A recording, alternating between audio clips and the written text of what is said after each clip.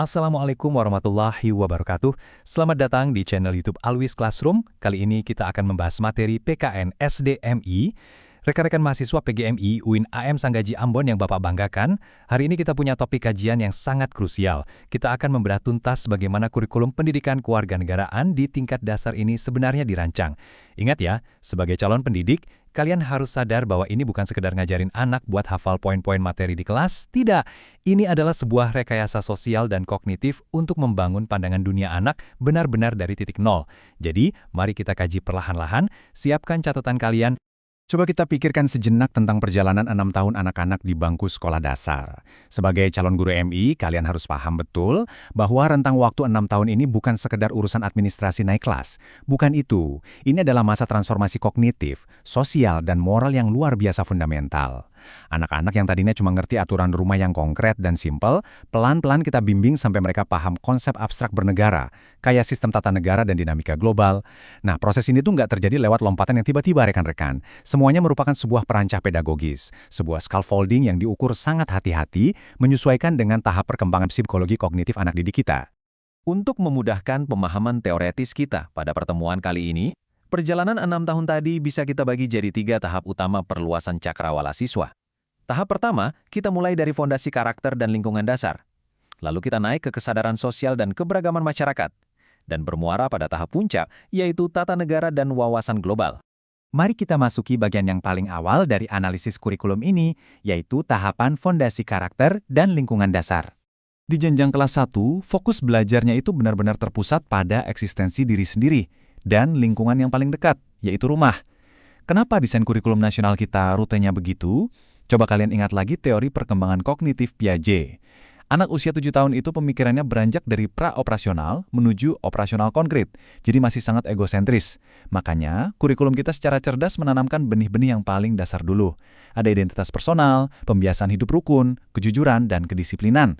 Pengenalan negaranya pun gak dibikin rumit apalagi teoretis, cukup lewat visual dan simbol saja, seperti lambang Garuda dan teks Pancasila.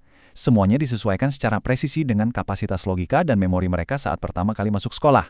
Memasuki kelas 2, lensa pedagogis dari kurikulum ini mulai diperlebar secara terstruktur.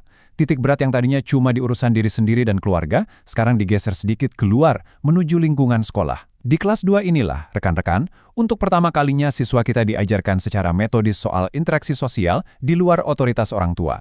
Mereka diajarkan arti kerjasama, ngerti hak dan kewajibannya sebagai warga sekolah, dan mulai ditanamkan rasa adil serta peduli sesama.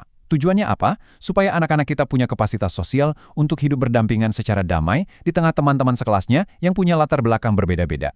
Transisi pemahaman dari tahun ke tahun ini sebenarnya ngasih lihat kehebatan metodologi scaffolding di kurikulum kita. Bayangkan saja, kita sebagai pendidik pelan-pelan membimbing siswa dari sekedar patuh pada aturan lingkungan yang sifatnya hitam putih di kelas 2, seperti larangan buang sampah sembarangan, menuju internalisasi norma masyarakat yang jauh lebih kompleks di kelas 4 nanti. Ini contoh nyata dari desain kurikulum spiral, di mana kompleksitas dan kedalaman analisis itu terus dinaikkan berkala, berbanding lurus dengan kedewasaan mental anak didik kita. Analisis tadi otomatis mengantarkan kita pada tahapan krusial yang kedua, kesadaran sosial dan keberagaman masyarakat. Mulai di kelas 3, kurikulum dengan sengaja menambah beban konseptual yang lebih substansial.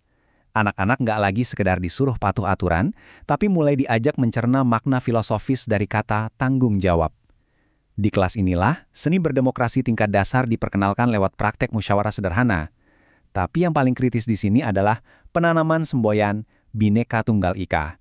Nah, sebagai calon guru MI yang bakal memimpin kelas, beban pedagogis kalian sangat berat di titik ini. Kalian dituntut untuk bisa membumikan konsep persatuan nasional yang abstrak ini, diramus demikian rupa pakai analogi yang bisa dikunyah utuh oleh logika anak usia 9 tahun. Setelah punya pijakan yang solid di kelas 3, kurikulum kelas 4 kemudian memproyeksikan ide-ide kewarganegaraan ini ke lanskap sosial yang lebih luas. Fokus belajarnya digeser tegas ke upaya menjaga persatuan di tengah masyarakat yang heterogen. Di fase inilah eksistensi Pancasila mulai diangkat maknanya. Nggak lagi sekedar teks mati yang wajib dihafal waktu upacara hari Senin. Pancasila mulai dibedah sebagai sistem nilai moral yang sangat fundamental. Siswa mulai dihadapkan langsung pada realitas hak sipil dan kewajiban mereka sebagai individu yang hidup bermasyarakat, bukan lagi cuma sekedar anak di dalam rumah. Evolusi cara kita mengajarkan Pancasila ini berlangsung sangat linier, sistematis, dan terukur. Coba kalian perhatikan, Ini dimulai dari sekedar pengenalan yang sifatnya kognitif dasar di kelas 1, lalu menukik jadi pemahaman nilai afektif di kelas 4, dan akhirnya secara tegas menuntut penerapan komprehensif di kelas 5. Struktur psikomotorik seperti ini memastikan bahwa internalisasi kewarganegaraan nggak boleh mandek cuma jadi bahan ingatan untuk ujian, tapi wajib bertransformasi jadi sikap nyata dan tindakan kebangsaan sehari-hari. Tapi di tengah kajian ini, muncul satu pertanyaan reflektif yang sangat mendasar buat kita para praktisi pendidikan. Gimana persisnya kita ngebangun jembatan pemahaman itu? Bagaimana metodologi pengajaran kita untuk mentransisikan seorang anak yang di awal sekolah cuma sibuk urusan pinjam-meminjam penghapus, menjadi individu yang dituntut mampu menganalisis mekanisme sistem ketatanegaraan yang rumit? Jawaban konseptual dari pertanyaan besar itu terjabarkan dengan sangat jelas di tahapan kurikulum kita yang terakhir, yaitu tata negara dan wawasan global. Pergeseran paradigma yang sesungguhnya itu tereksekusi di kelas 5. Di jenjang ini, anak didik kita nggak lagi cuma ngomongin moralitas tetangga sebelah, tapi mereka mulai membedah secara makro mekanika real dari penyelenggaraan tata negara.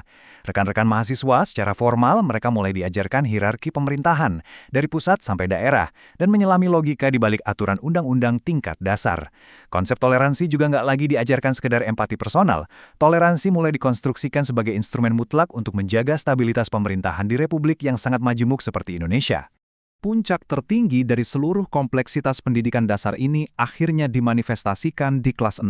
Di tahap pamungkas ini, siswa diwajibkan menggunakan nalar mereka bergulat dengan konsep makro yang berat, mulai dari batang tubuh Undang-Undang Dasar 1945, pembagian kekuasaan, prinsip demokrasi, sampai pemahaman hakikat kewarganegaraan. Lebih dalam lagi, kurikulum secara berani menempatkan anak-anak ini di persimpangan peradaban modern.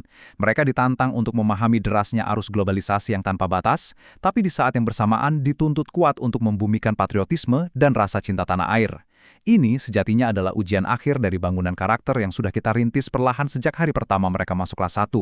Perjalanan intelektual selama 6 tahun penuh ini, rekan-rekan, bukanlah sekedar rutinitas birokratis pemenuhan syarat lulus sekolah. Ini adalah manifestasi nyata dari upaya rekayasa pedagogis sebuah bangsa untuk mencetak para penjaga masa depan republik ini. Sebagai calon guru-guru profesional di madrasah ibtidaiyah dan sekolah dasar, tanggung jawab sejarah untuk mengawal kurikulum ini ada sepenuhnya di pundak kalian. Pertanyaan besarnya adalah, mampukah kalian mengeksekusi desain kurikulum yang luar biasa ini di ruang kelas kalian nanti? Silakan direnungkan. Apabila ada pertanyaan, silakan menyampaikan di kolom komentar. Jangan lupa like, subscribe, komen, dan share demi perkembangan channel pendidikan ini. Wassalamualaikum warahmatullahi wabarakatuh.